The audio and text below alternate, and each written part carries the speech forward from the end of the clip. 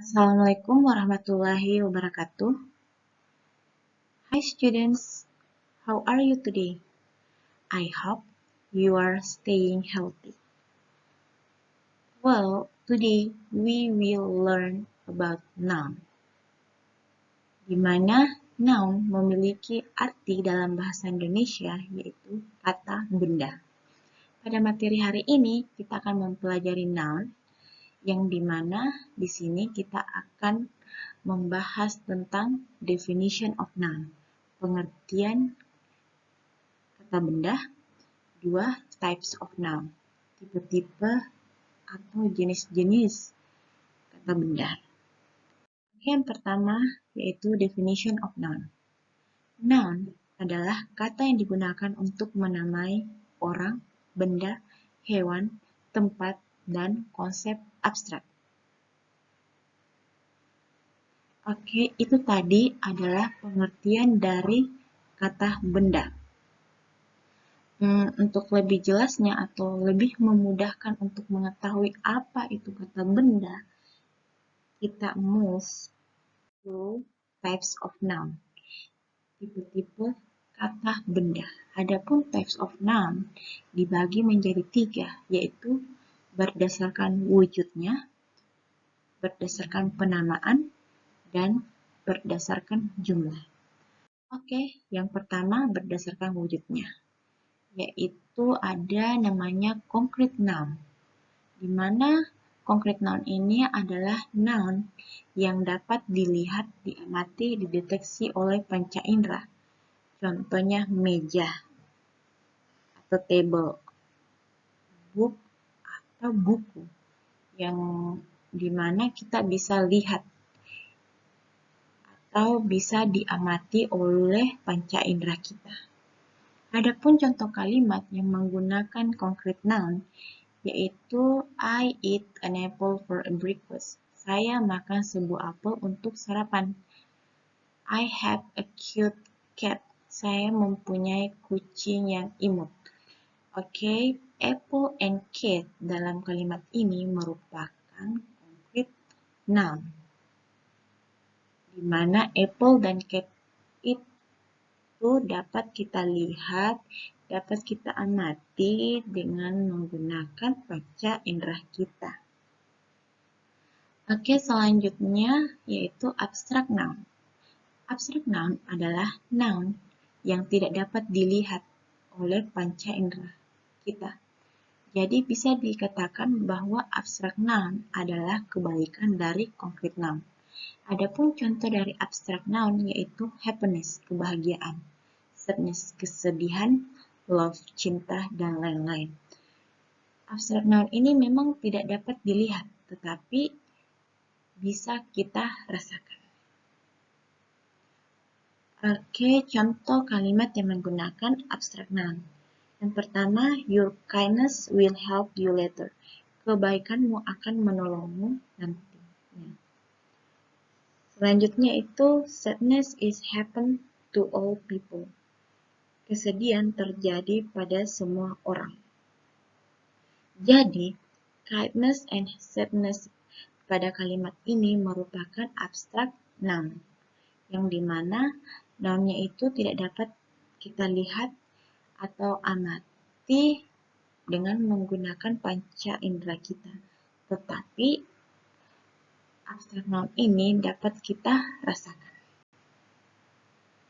Selanjutnya berdasarkan penamaan, yaitu yang pertama proper noun. Proper noun adalah kata benda yang bersifat khusus, di mana proper noun ini dapat digunakan untuk nama hari, bulan, bangsa, agama, tempat, atau organisasi. Contohnya Jakarta merupakan nama tempat. Mei, Dava, atau nama orang. Yang menjadi khas atau yang menjadi kunci dari proper noun yaitu kata bendanya itu menggunakan huruf kapital di awal katanya, walaupun nounnya itu berada di awal, di tengah, atau di akhir kalimat. Oke, kita lihat contoh kalimat. Yang pertama, Tokyo is one of the most expensive cities in the world. I meet Ali in your house. Seperti kita lihat di sini, Tokyo dan Ali merupakan kata benda yang sifatnya spesifik atau khusus. Dan noun pada kalimat ini menggunakan huruf kapital di awal katanya, walaupun noun-nya itu berada di awal atau di tengah kalimat. Oke, selanjutnya itu common noun. Common noun adalah kata benda yang bersifat umum. Dan common noun ini tidak menggunakan huruf kapital di awal katanya, kecuali untuk mengawali kalimat atau menjadi judul. Contohnya itu book, table, house, children yang sifatnya umum. Adapun contoh kalimat yang menggunakan common noun yaitu my sister wants to be a doctor. We went to the zoo 2 days ago. Jadi, doctor and zoo di sini merupakan kata benda yang sifatnya umum, tidak khusus atau tidak spesifik. Jadi, ini merupakan kata benda yang kita biasa sebut itu common noun. Dan ingat, common noun ini tidak menggunakan huruf kapital di awal katanya, kecuali untuk mengawali kalimat atau menjadi judul. Oke, selanjutnya yaitu collective noun. Collective noun adalah kata benda yang digunakan untuk mendeskripsikan suatu kelompok. Jadi, collective noun ini bersifat kumpulan. Contohnya family, team, keluarga atau tim merupakan suatu kelompok atau suatu kumpulan orang. Itu namanya collective noun. Adapun contoh kalimat yang menggunakan collective noun yaitu the team was formed to be togetherness. Tim itu dibentuk untuk menjaga kebersamaan. The people are going to the rice field now. Orang-orang akan pergi ke sawah sekarang. Jadi, kata benda tim dan people di dalam kalimat ini merupakan collective noun.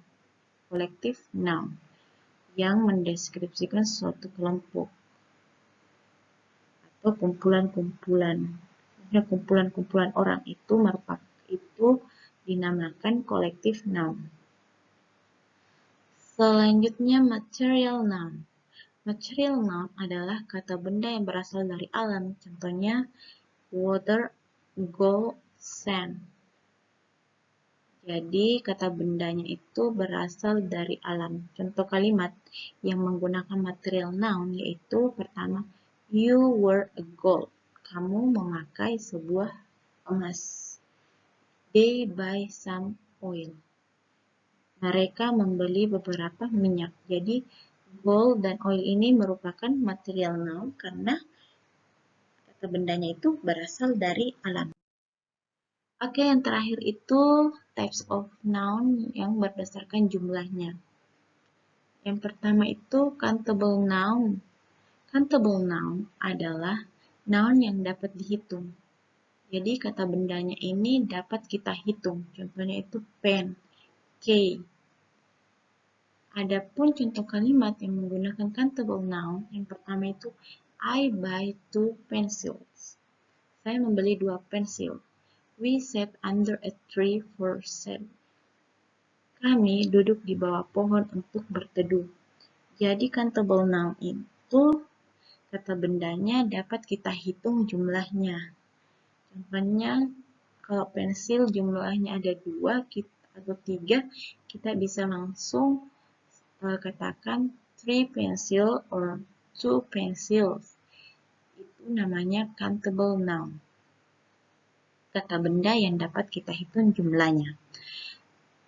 Adapun kebalikan dari countable noun yaitu uncountable noun adalah kata benda yang tidak dapat dihitung.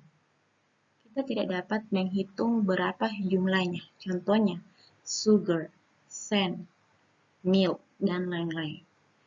Oke, Kita lihat contoh kalimat yang menggunakan uncountable noun. Pertama itu, she drinks a cup of coffee. Dia meminum secangkir kopi. Don't forget to put the milk back in the fridge. Jangan lupa untuk meletakkan susu itu kembali ke kulkas.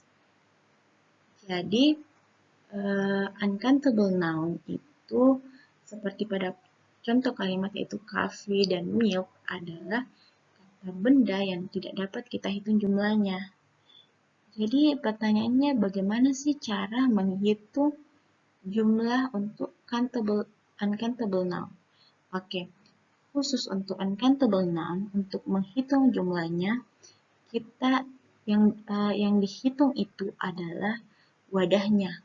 Contohnya pada kalimat pertama itu she drinks a cup of coffee. Jadi yang dihitung itu wadahnya itu seperti cup, cangkir. Kalau dia perempuan minum 2 cangkir coffee, berarti kita bisa katakan she drinks 2 cups of coffee. Jadi wadahnya yang dihitung, bukan uncountable noun-nya yang dihitung. Okay, I think that's all for types of noun, di mana tipe-tipe noun itu yang kita tadi bahas ada 3 berdasarkan wujudnya, yaitu konkret dan abstrak noun. Kemudian berdasarkan penamaannya ada common, proper, collective, dan material noun. Dan berdasarkan jumlahnya ada countable and uncountable noun. Okay. I think that's all for today. If there is a questions about the materials, you can ask me. And I say thank you for your attention, and wassalamualaikum warahmatullahi wabarakatuh.